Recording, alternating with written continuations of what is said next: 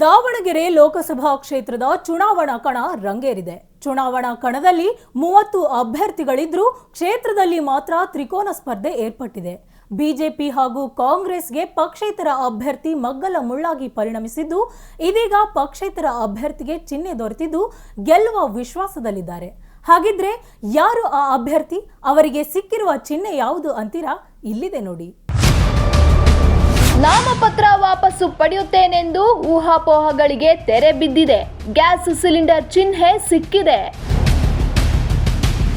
ಮಾರಿ ಕಣ್ಣು ಹೋರಿ ಮೇಲೆ ಎನ್ನುವಂತೆ ಎಲ್ಲರ ಕಣ್ಣು ನನ್ನ ಮೇಲಿದೆ ಎಂದ ವಿನಯ್. ಬಿಜೆಪಿ ಕಾಂಗ್ರೆಸ್ಗೆ ಮಗ್ಗಲ ಮುಳ್ಳಾದ ಪಕ್ಷೇತರ ಅಭ್ಯರ್ಥಿ ವಿನಯ್ ಕುಮಾರ್. ಲೋಕಸಭಾ ಚುನಾವಣೆಗೆ ಕೆಲ ದಿನಗಳು ಬಾಕಿ ಉಳಿದಿದ್ದು, ದಾವಣಗೆರೆ ಲೋಕಸಭಾ ರಣಕಣ ರಂಗೇರಿದೆ. ಕಾಂಗ್ರೆಸ್ ಹಾಗೂ ಬಿಜೆಪಿ ಪಕ್ಷದ ಹುರಿಯಾಳುಗಳು ಗೆಲ್ಲಬೇಕೆಂದು ಕಾಲಿಗೆ ಚಕ್ರ ಕಟ್ಟಿಕೊಂಡು ಕ್ಷೇತ್ರದಾದ್ಯಂತ ಪ್ರಚಾರದ ಭರಾಟೆ ನಡೆಸುತ್ತಿದ್ದಾರೆ. ಇದರ ನಡುವೆ ಪಕ್ಷೇತರ ಅಭ್ಯರ್ಥಿ ಎರಡೂ ರಾಷ್ಟ್ರೀಯ ಪಕ್ಷಗಳಿಗೆ ಮಗ್ಗಲ ಮುಳ್ಳಾಗಿ ಪರಿಣಮಿಸಿದ್ದು, ಇಂದು ದಾವಣಗೆರೆಯಲ್ಲಿ ಅವರ ನಿವಾಸದಲ್ಲಿ ಅಭಿಮಾನಿಗಳ ಸಭೆ ನಡೆಸಿದ್ರು. ನಾಮಪತ್ರ ವಾಪಸ್ಸು ಪಡೆಯುತ್ತೇನೆಂದು ಊಹಾಪೋಹಗಳಿಗೆ ಇದೀಗ ತೆರೆ ಬಿದ್ದಿದ್ದು, ಚುನಾವಣಾ ಆಯೋಗ ಗ್ಯಾಸ್ ಸಿಲಿಂಡರ್ ಚಿಹ್ನೆ ನೀಡಿದೆ. ನಾನು ಯಾವುದೇ ರಾಜಕೀಯ ಕುಟುಂಬದ ಹಿನ್ನೆಲೆಯಿಂದ ಬಂದಿಲ್ಲ.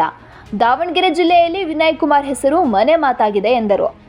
ವಿನಯ್ ಪಾಪ್ಯುಲಾರಿಟಿ ತಡೆಯಲಾಗದೆ ಫೋಟೋ ತಿರುಚಿ ಗೊಂದಲ ಮೂಡಿಸುವ ಕೆಲಸ ಮಾಡುತ್ತಿದ್ದು, ಅಷ್ಟೇ ಅಲ್ಲದೆ ನನ್ನ ಜೊತೆ ಓಡಾಡುವವರನ್ನ ಗುರುತಿಸಿ ಅವರಿಗೆ ಬ್ಲ್ಯಾಕ್ ಮೇಲ್ ಮಾಡುತ್ತಿದ್ದು, ಪ್ರಜಾಪ್ರಭುತ್ವ ಉಳಿಯಬೇಕಾದರೆ ನನ್ನನ್ನು ಗೆಲ್ಲಿಸಿ ಎಂದರು.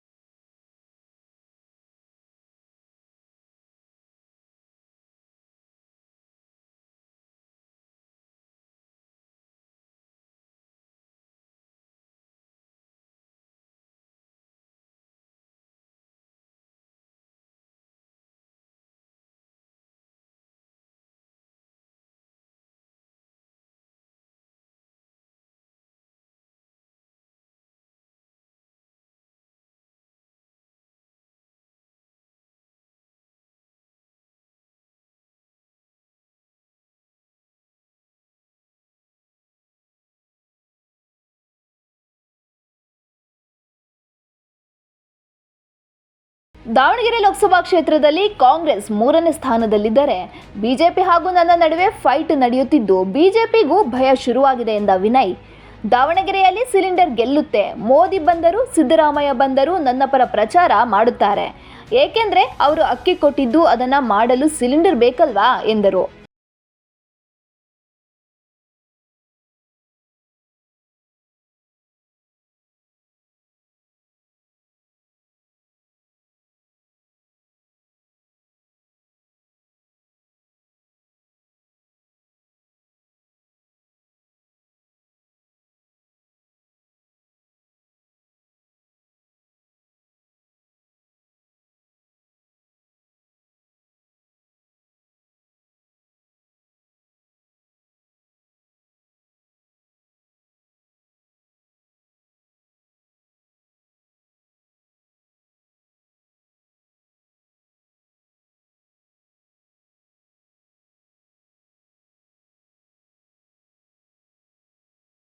ಒಟ್ಟಿನಲ್ಲಿ ದಾವಣಗೆರೆ ಲೋಕಸಭಾ ಕ್ಷೇತ್ರದಲ್ಲಿ ತ್ರಿಕೋನ ಸ್ಪರ್ಧೆ ಏರ್ಪಟ್ಟಿದ್ದು ಮತದಾರ ಪ್ರಭುಗಳು ಯಾರಿಗೆ ಜೈ ಅಂತಾರೆ ಎಂಬುದನ್ನ ಕಾದು ನೋಡಬೇಕಿದೆ.